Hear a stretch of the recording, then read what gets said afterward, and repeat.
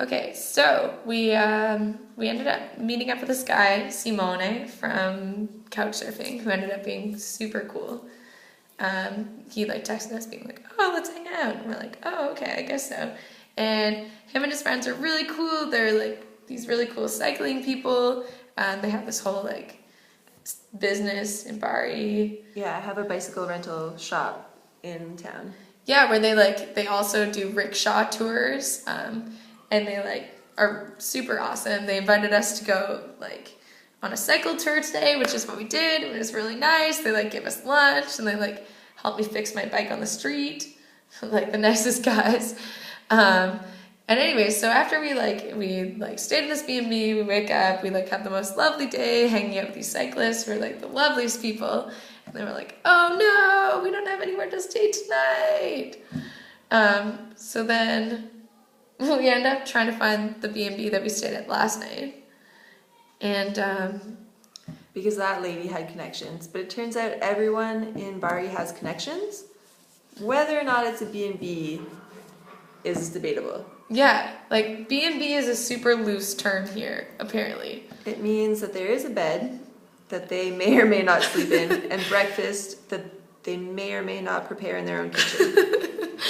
But like they won't prepare breakfast like unless you pay an extra €10, like, which is super outrageous because you won't even pay €10 for breakfast anywhere. You can get it for like 2. Yeah. So anyways, so we're begging along trying to find this lady's place, and then we like get it completely lost in Bari because like it was raining. Pouring. It was So really it was sad. like thunderstorming. Like we're like, what are we gonna do? So we settled for this lady's place. Yeah, but by the way, the way we get introduced, we go to this random guy in the street. We're like, "Yo, where's the B&B?" He's like, come with me. And then he walks us down the street and introduces us to this lady. And then this lady's like, "Oh, I don't have a spot in my B&B, but I'll bring you to another B&B."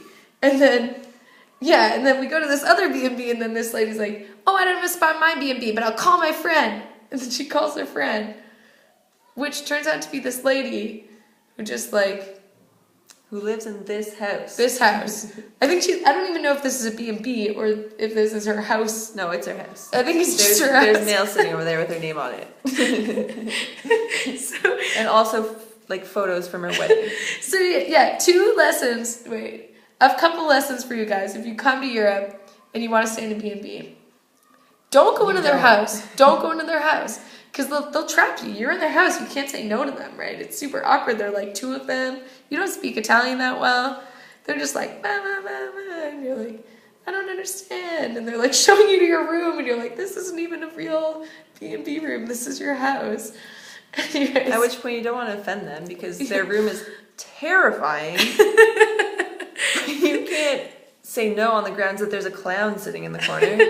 Yeah, so she gets us in and she's like, €40 a person, and we're like, that is actually outrageous because Absolutely we can not. get a hotel for €40 per, albeit a sketchy hotel, but we could still get a hotel for 40 people per that at least has hot water. Yeah, and then she's like, okay, 60 for both, and we're like, nah, okay, we're in your house, I guess. This is already so awkward. So we agreed, and we're gonna give you guys a tour. Yeah, it'll be like Cribs. It's so fun. Okay, wait, Colleen's gonna narrate. 1 second. All right.